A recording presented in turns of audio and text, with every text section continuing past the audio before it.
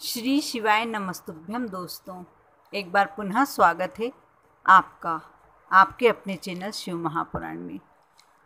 आज मैं इस वीडियो के माध्यम से ऐसी बात आपके साथ बांटने वाली हूँ, शेयर करने वाली हूँ, जो आपको एक अद्भुत चमत्कार की ओर ले जाने वाली है। कार्तिक का माह कौन नहीं जानता। कार्तिक मास में जितने भी आप पुण्य करते हो, जो भी नाम जाप करते हो, 100 गुना 1000 गुना होकर आपको वापस मिलते हैं।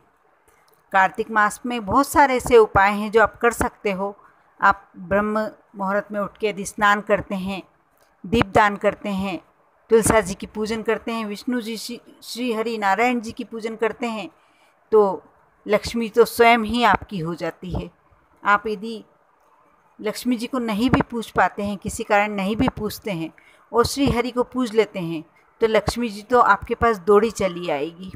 कहीं शक ही नहीं है कि आपके पास लक्ष्मी जी आने में आनाकानी करे, क्योंकि जो खुद क्षीर सागर में बैठे नारायण, लेटे हुए नारायण की चरण दबा रही हैं, वह कैसे नहीं उनके कहने पर आपके यहाँ आएगी।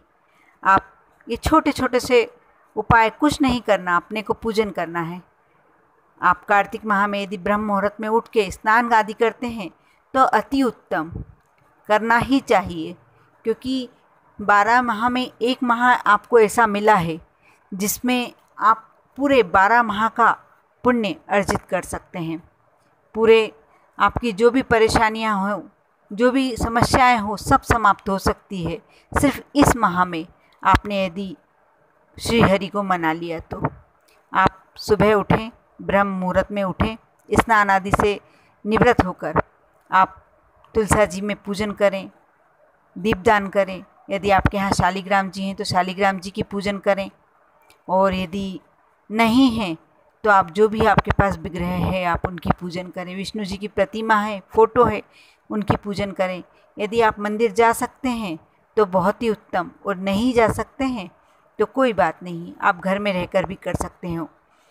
पूजनीय कई वृक्ष होते हैं, पीपल का वृक्ष, बरगद का वृक्ष, आंवले का वृक्ष, तुलसा जी का वृक्ष, ये सब में आप दीपदान अवश्य करें। दीपदान कई गुना आपको फल देके जाता है। ये महा दीपदान के लिए एक विशेष करके बनाया गया है।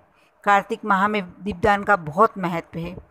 आप समझ सकते हैं कि कार्तिक माह को क्यों ऐसा कहा जाता है कि इस माह में अवश्य दीपदान करना चाहिए।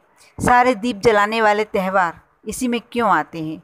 क्योंकि ये दीपों का त्यौहार महीना माना जाता है, दीपों का त्यौहार मनाने का माह माना जाता है।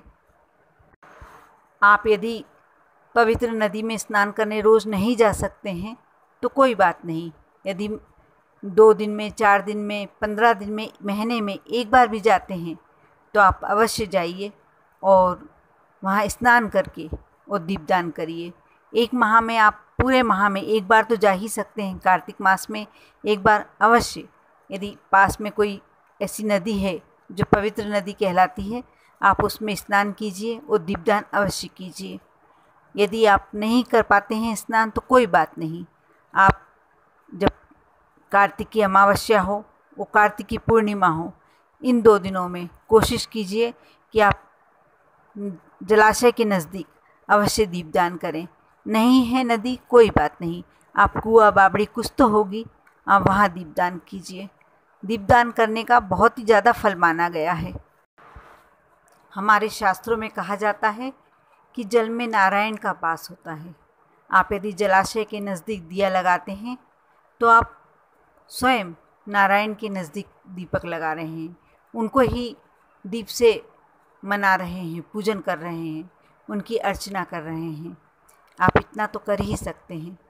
आप इसके साथ में एक छोटा सा और उपाय बताऊंगी कि आप कल से ही ये उपाय शुरू कर दें। आप जिस दिन ये मेरा वीडियो देखें उसके दूसरे दिन से ही ये अवश्य उपाय शुरू कर दें। आप जब भी तुलसी पूजन करें, साथ में दीपक लगाएं, जो भी आप करते हैं, आप नियमित जो पूजन आपकी करते हैं वह करें। आप अपने मंदिर के पास, जो आपके घर में मंदिर है, या तुलसा जी के गमले के पास ऐसा कोई छोटा सा डिब्बा रख दें। आप जब भी पूजन करें उसमें एक सिक्का आप अपनी थाली में रख के ले जाएं और 1 रुपये का सिक्का होना चाहिए, ज़्यादा रुपए नहीं चाहिए। 1 सिक्का रोज़ उस डिब्बे में डालें। जब ये कार्तिक माह पूरा हो जाए, आप ये पूरे के पूरे रुपए जो आपने सिक्के जमा किए हैं किसी कुंवारी कन्या को, छोटी बच्ची को दे दें।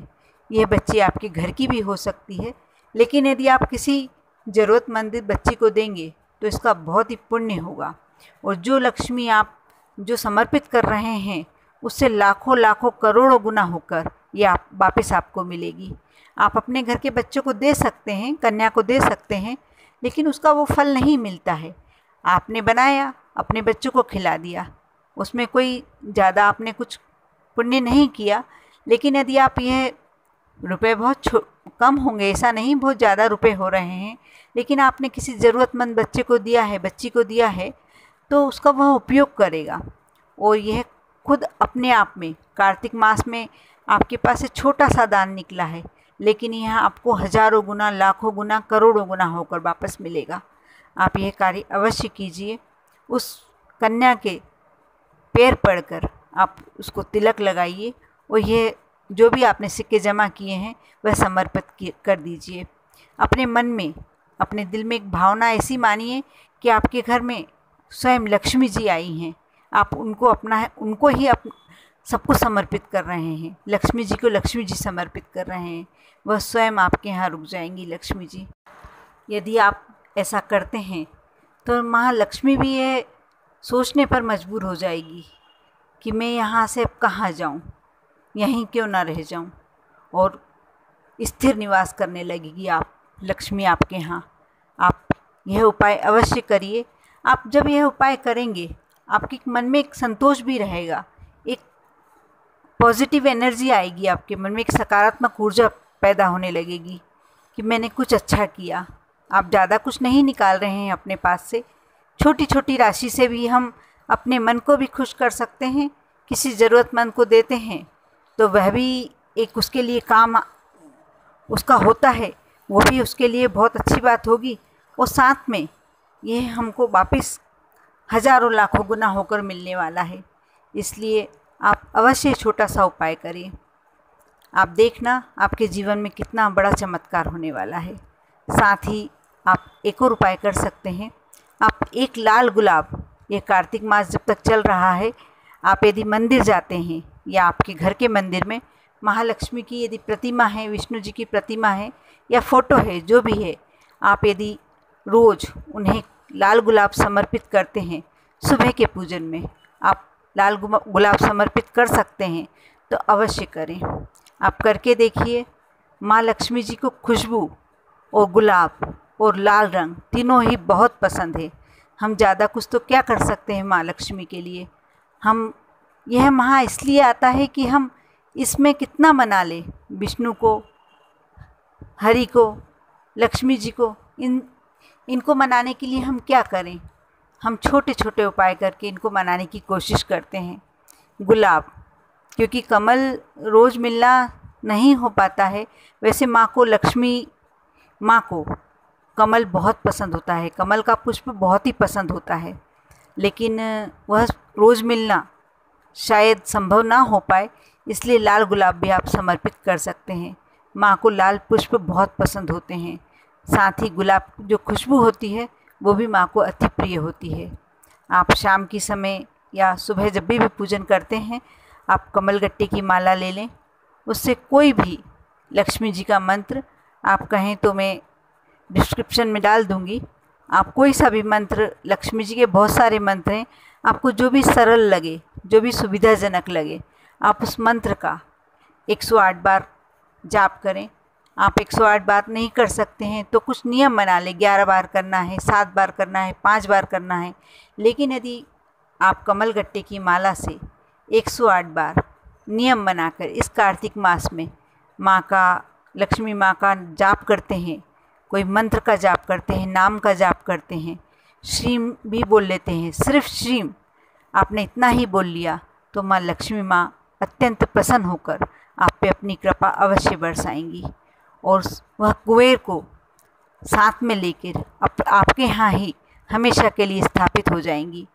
यदि माँ लक्ष्मी आपके साथ है, श्री हरि आपके साथ हैं, तो फिर आप आपको किस बात की कमी। इसलिए आप अवश्य इस बार ऐसा करके देखें। इस दीपावली पर आप माँ लक्ष्मी को इस तरीके से मना के देखें, आप देखना आपके बारे न्यारे हो जाएंगे। आप पर और आपके पूरे परिवार पर माँ लक्ष्मी जी की कृपा यूं ही बनी रहे। ओम नमः शिवाय।